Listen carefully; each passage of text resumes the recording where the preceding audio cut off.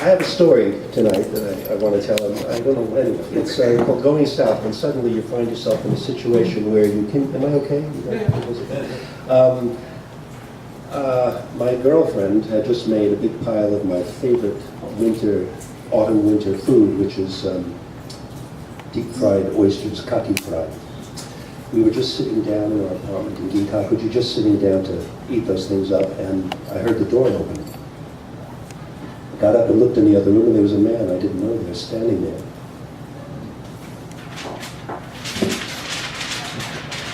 Like that. I went over, I took the paper, and I looked at it. I took the paper, and I looked at it, and I didn't know what it said. And I asked my girlfriend, let's fess up, it was my wife, Miyako, before we were married. This is 1970. And she said, it's a search warrant. Oh, that'll change your afternoon. Oh, you know. And when I received it from him, when I took it, then 10 policemen, plainclothesmen, came into the apartment right away. That filled the place up.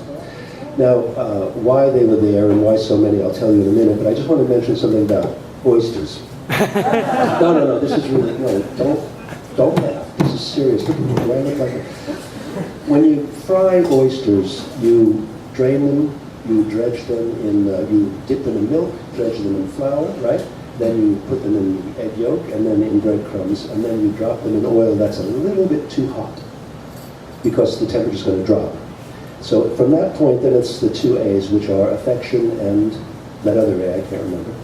And you carefully turn them and tend to them. When they're golden brown, then you have to be patient. And you have to wait another 30 seconds to a minute till they got not golden brown, but toasty brown. Because that gets the right amount of moisture inside the fried oysters. And then you drain them on paper, put them on a dish, and then you take your bulldog tonkatsu sauce and your Worcester sauce and your shoyu and your Tabasco and you get it out of the kitchen. And you get a half a lemon, and you spritz that lemon over the top, and then a good Italian pinch, an Italian pinch of rough, coarse sea salt, and you hit him with that, and that's what you do. And I don't want to hear any arguments about that. That's the only thing. Okay. Now, why 10 guys? 10 guys because I lived in a huge house, but I only lived, Miyako and I really lived in the bottom downstairs 1/4, and actually many of you know who Hal Gold was. Hal Gold lived in the rest of the house with his wife. So they brought 10 policemen to search the place because they thought I lived in this huge building, and we lived in a very small, maybe it was a kind of a larger, maybe a hachijo, 8 tatami with a separate kitchen. They came in, they were looking for dope because I was, not only did I have hair, don't make me think about that. It was long, and I was a hippie, and I liked being a hippie, and I had all the add-ons, of being a hippie. My wife, she was sort of a minimalist hippie, right? A Japanese Buddhist, short hair, 1 centimeter long, no eyebrows, no makeup, no bra. So we were targeted. Come on, Chuck, look at it. She's going to be pissed off at me later. It was good. So where was I? Yeah. So they came because what had informed Japan about what a hippie was in those years, 1970, was Easy Rider, the movie. You don't even know that, right? It was a motorcycle duo of hippies that were kind of weird, and the Woodstock, where everybody was smoking dope all the time. And they viewed hippies as the new black ships, the kurobune, the evil people, you were here, the evil people who are going to corrupt the Japanese youth, and that's how they saw it. So they came to arrest us. They came in, these 10 people, I didn't count them, and the reason I say it was 10 people is because I couldn't count them. I mean, it wasn't like 3 or something like that, it was more. And they spread out in the room, and they started to look through everything. They looked through the open books and books, they kind of, like if anything fell out, they put.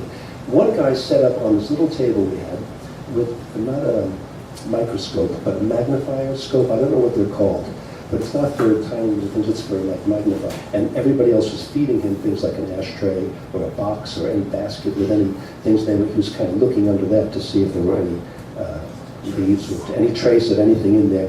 And they all wore white gloves when they did this. Miyako and I were standing. There's one guy who had short hair. He looked just menacing. He never looked us in the eyes, but he had handcuffs dangling from his belt. Scared the crap out of me. It was a really ugly. It's like you're so violated. You know, you're not free now. You're just not free of movement, and that space that you're in is really through the looking glass. You're just in a world that you've never been in before. One guy reaches down and pulls out this box from under the counter, and he's rumbling through it. He goes, "What's this?" And I said, "It's cat poop." Put that away. So if you ever want to hide anything, do it in a litter box. It's a good spot. Anyway, so that's all true. It's all true. They spent about, oh God, I don't remember, an hour or two. Time is kind of, we were standing there sort of like huddled like two nervous pigeons, you know, kind of. And they spent their time doing what they did, and then they said, okay, it's off to the police station. They took everything. Yeah, I know, but it wasn't that kind of thing. You know, why, do you have any right to do that? I have a right to, no, it wasn't that kind of thing. And so one guy went into the toilet and he took all of the little bottles, so the aspirin and the Tylenol. There wasn't Tylenol in those years, it was before time. But aspirin, all the little vials in the thing, and he put them in a box. And we all went to Osaka, to, I don't even know which police station it was, but it was a big one. Miyako was in one car, I was in another car. I did not see her again. I was really scared. And I was scared not because they were going to find any grass in the house, because we were very careful about, that wasn't an issue in our lives. But no, here was the thing, and this was really scary because I was petrified, because some other hippie who had been traveling through Kyoto crashed at our pad. That means he slept at our place. I just want to translate this for him. He crashed at our pad. And he said to me, I'm hitchhiking down south, and would you please keep this, hold this for me? I go, yeah, okay, man, you know, what's the big deal? It was a mescaline, and it was in a little yellow tube about the size of my finger with a little screw top on it. So that was in the stuff that the guy had in his box. And so I said, oh no, this was really scary stuff. So we get to the police station, and they put me in one room, and I guess they put her in another room. Did they serve you tea? They did. They didn't serve. I just thought of that today when I was practicing this stuff. They didn't serve me tea. They served you tea, so you were the abuse. Oh God, you poor thing. Living with this bad guy. Anyway, so we're sitting there, and so the one guy starts to interrogate, and he's asking questions, but not like really important questions, like where do you go to school? And he asked, how many sisters do you have, or brothers, and where do you go to drink coffee, and what did your father do for a living, and all this kind of thing. And he writes up this big long thing. But it took really most of the night. It took really a long time that he wrote all these things. And all the time, policemen were milling in and out of the room, coming back and forth. And I'm thinking about this mescaline, what's going to happen, because I'm out of here. I'm going to be deported. I'm going to be arrested. I'm going to be tried and deported for this thing. It's such a bad feeling.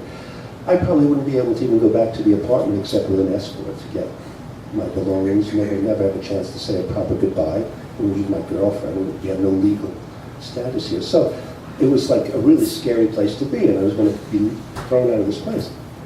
So anyway, all in all, the guy comes to almost morning. Halfway through the night, I should add this, the guy comes into the room with all of the things they took from the toilet. And there in the center of that little thing of a dozen or so bottles was this yellow vial.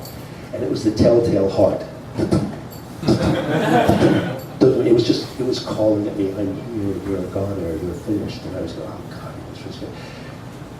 Then another guy comes in and he said, in language, now I was only here for a short time in Japan, so had he spoke like street language, I wouldn't have understood him, but I understood him. He said, have you checked these yet? And the guy said, no. So he scoops up half of them, and he walks out of the room. And there's, it's still sitting there. The other policeman who had been interrogating me left. I'm alone in the room with the, this is a scary deal. So I said, oh no, I already had given up. I was gone, I was deported, I was finished, I had given up. They had given me the electric chair, I was done. And I said, no, I'm not going to deal with it. And I said, well, what do I have to lose, right? I mean, am I going to get less bread and water? So I reached for the vial, and the craziest thing happened was that my hand took on a life of its own. I started to shake all over, and I picked this sucker up, and I kind of got the top off that, and I kind of get the thing out, and I put the top back. Now I have the mescaline in my hand, and I go, no, I'm not going to do that. I'm not going to take a trip in the police office. And so I said, okay, behind the cabinet. I'll throw it behind the file cabinet. I said, no, that's crazy. Don't do it. So I stuffed it in my gloves. My gloves were there. I sat there. When your tail is wagging, it's hard to act cool, right? So I was sitting there, and I kind of look around, and I see over my shoulder a one-way mirror. Busted, right? I mean, I incriminated myself. Up to that point, I might have been able to say, I don't know what happened. I don't know what happened, but that was it. I was so fun. And then the other guy comes back, and he takes the bottles that were now, among the bottles that were left was the empty yellow vial, and he takes it in the next room. And I hear again in language I can understand. All right, hey, wait a minute. This one's empty. And he comes zooming in the room and he grabs my gloves, picks them up, looks under them, and puts my gloves down and walks out of the room again. So shoot me already, kill me, do something. Well, the evening unfolded and they said, okay, we're going to take you back to Kyoto. They put us in the car. Again, were we in the same car coming back or separate cars? Yeah, it's a long time ago. But we got back, they dropped us off at the house, and one policeman said, the guy who had interrogated me said, well, I will come sometimes and we will have tea together, and you can tell me stories, and we will talk and be friends. I said, right, you have my number. So when we get back to the house, and what happened there? What happened exactly? These guys were not stupid. And at no time did they threaten or act rough or give the good bad cop thing. They were very polite, except they did not serve me tea. I'm going to make a complaint. But anyway, they were not dumb, but I understood everything. It was just, there's something wrong about this, And I was talking to Nico. I said, well, what did they talk to you about? And they, of course, they thought she was being corrupted by this guy. And they said, well, among the questions they asked her was, well, what does your father do for a living? And she honestly answered, he's a detective in Tokyo. Right? So that kind of, now this is all speculation, but I felt that they realized we weren't awful people. We had none of the things they thought we had, and they realized what her father would pay for this would be much, much greater than any kind of reward they were going to get from busting us. So they basically let us go.